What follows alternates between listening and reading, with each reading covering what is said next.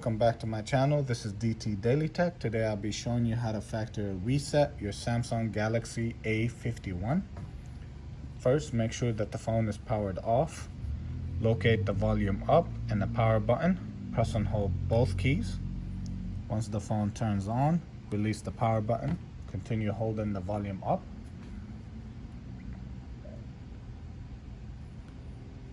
Once you see this screen, release all keys. Scroll down to wipe data factory reset. Press the power button to select factory data reset again.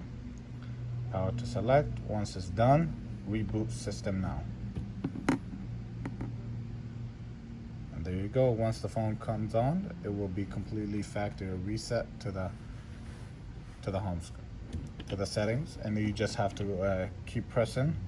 Keep going through the screen. If you forget your Gmail, you would have to remember to go back into the phone.